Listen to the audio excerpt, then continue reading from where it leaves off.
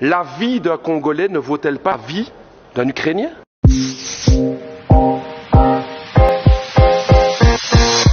Madame la ministre des Affaires étrangères du Royaume de Belgique, je vous interpelle sur la situation dramatique du peuple congolais. Je pose la question, pourquoi la Belgique n'intervient pas? Pourquoi la Belgique n'intervient pas pour aider la tragédie du peuple congolais à l'est du Congo? 5,4 millions de morts, des centaines de milliers de déplacés, 1 million de réfugiés à Goma, et une responsabilité écrasante qui pointe du doigt le Rwanda présent à l'est du Congo avec son armée. Et que fait la Belgique? Rien. Rien. Comment est-ce possible?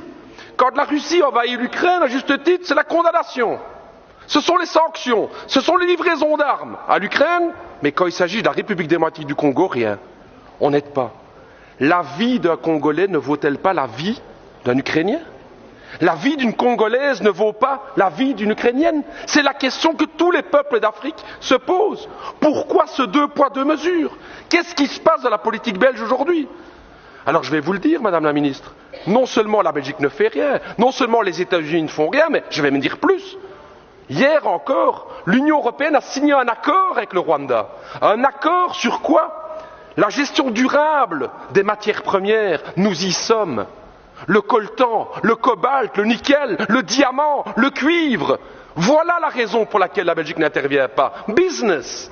C'est l'argent. C'est ce que mes amis congolais me disaient. J'ai travaillé 2 ans à Kinshasa. Et ils me disaient, Raoul, ce qui se passe en fait avec le Congo, c'est ça, c'est que notre sous-sol est plein de richesses et que l'Occident regarde pour se faire de l'argent, parce que ce deal avec le Rwanda, soyons clairs, c'est pas du Rwanda que viennent les diamants, c'est pas du Rwanda que vient le cobalt et tout. Tout ça vient de l'Est du Congo. J'ai envie de dire à tous mes camarades congolais et à l'ensemble des peuples africains, on le voit aujourd'hui, les puissances occidentales ne pensent pas à votre bonheur, elles ne pensent qu'à une seule chose, c'est l'exploitation de votre sous-sol. Vous pouvez aujourd'hui, vous pouvez croire à vos propres forces.